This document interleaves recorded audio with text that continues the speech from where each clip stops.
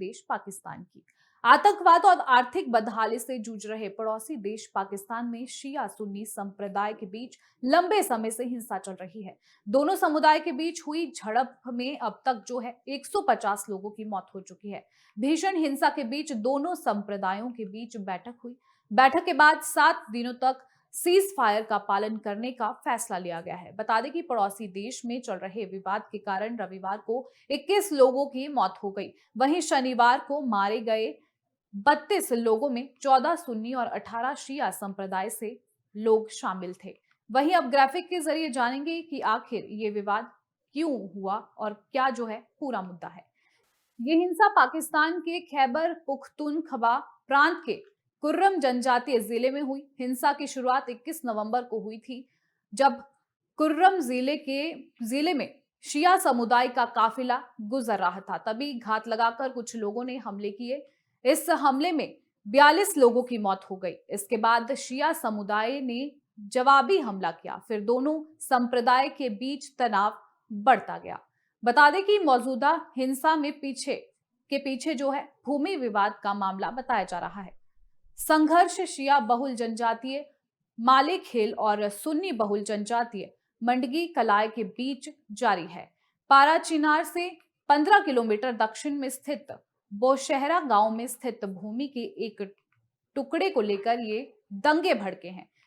ये कृषि भूमि है। इसका स्वामित्व शिया जनजाति के पास है, मगर खेती करने के लिए इसे सुन्नी जनजातीय को पट्टे पर दिया गया। इसी साल जुलाई में पट्टे की समय सीमा खत्म हो चुकी है, मगर सुन्नी मुसलमानों ने जमीन वापस करने से मना कर दिया। इस बात को लेकर दोनों संप्रदाय के बीच हिंसा हो रही है। केपीके प्रांत की सरकार के प्रवक्ता ने जानकारी दी कि दोनों संप्रदाय के बुजुर्गों ने बैठक में फैसला लिया कि मारे गए लोगों के शव एक दूसरे को लौटा दिए जाए। बैठक में इस बात पर भी सहमति बनी कि जिन लोगों को बंधक बनाया गया है उन्हें भी लौटा दिया जाए। कैदियों में महिलाएं भी शामिल है। हिंसा के मामले में कुर्रम जिला सबसे संवेदनशील खैबर पुख्तूनख्वा अफगानिस्तान सीमा के नजदीक है। वहीं कुर्रम जिला अफगानिस्तान से नजदीकी और आतंकवादी समूहों की मौजूदगी की वजह से बेहद संवेदनशील है। कुर्रम एक कबायली इलाका है जो अपनी जटिल सामाजिक राजनीतिक बनावट के लिए जाना जाता है।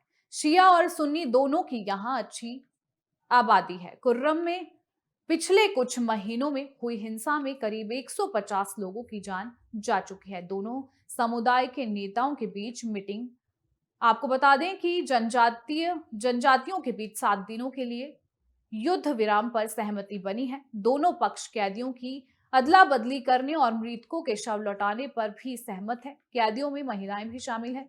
सरकार के एक प्रतिनिधि मंडल ने रविवार को सुन्नी जनजाति के नेताओं से मिलने से पहले 23 नवंबर को शिया जनजाति के सदस्यों से मुलाकात की और युद्ध विराम समझौते के बाद पेशावर लौट आया। बता दें कि हिंसा के बाद शनिवार को मरने वालों का आंकड़ा 82 था।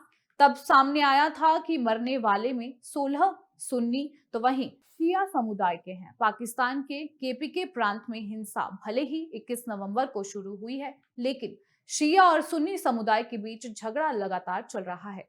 गार्जियन की रिपोर्ट के मुताबिक पिछले कुछ महीनों में यहाँ 150 लोग हिंसा के कारण अपनी जान गंवा चुके हैं।